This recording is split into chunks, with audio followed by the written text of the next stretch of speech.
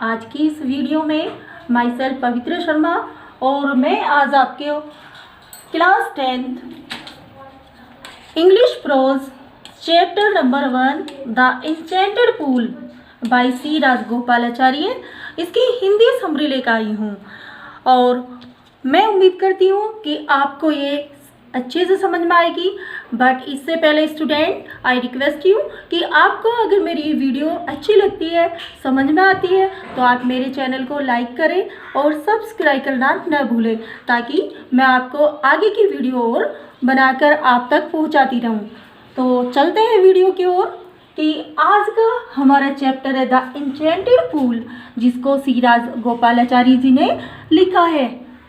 बात करते हैं सी राजगोपालाचारी जी की, तो ये एक इंडियन राइटर है और इन्हें मार्को ऑफ साबिर के नाम से भी जाना जाता है, अर्थात इनका निकनेम मार्को ऑफ साबिर है और इन्हें भारत रत्न से सम्मानित किया गया है। चलते हैं समरी की ओर।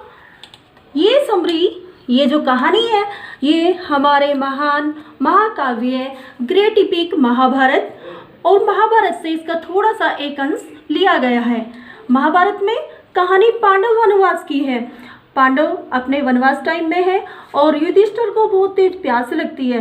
वो अपने भाइयों को पानी के लिए भेजता है, लेकिन काफ़ी समय हो जाता है और उसका भाई कोई भी लौट कर नहीं आता, इसलिए युधिष्ठिर बहुत परेशान हो जाता है। युधिष्ठिर स्वयं अपने भाइयों की खोज में चल देता है। जिस रास्ते से युधिष्ठिर चलते हैं वे रास्ता हिरन, भालू, रंग बिरंगे मोर, बड़े बड़े वृक्षों तथा अन्य जानवरों से भरा हुआ था।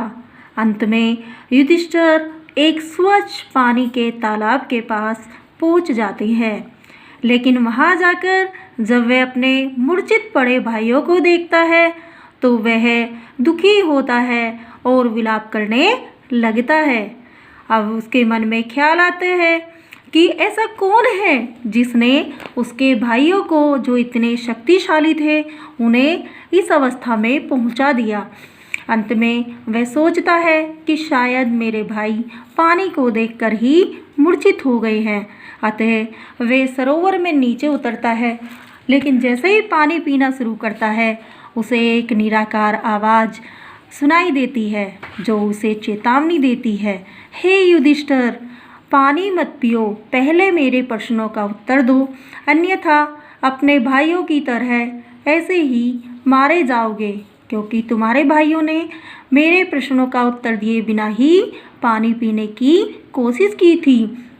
युधिष्ठिर को ये समझने में बहुत कम समय लगता है कि वे निराकार आवाज़ और कोई नहीं स्वयं यक्ष थे। अतः युधिष्ठिर के पास यही विकल्प था कि वो अपने भाइयों को वापस ला सके। वह उनके प्रश्न का उत्तर देने को तैयार हो जाता है। यक्ष अनेक प्रश्न पूछते हैं और युधिष्ठिर उनके इस प्रकार से उत्तर देता है। प्रश्न: खतरे में इंसान को क्या बचाता है? साहस। हवा से भी तेज क्या है? मस्तिष्क। सूखी घास से भी मुरझाया हुआ क्या है? दुख से भरा हृदय। घर पर रहने वाले मनुष्य का मित्र कौन होता है? पत्नी। मृत्यु के समय मनुष्य के साथ किया जाता है धर्म।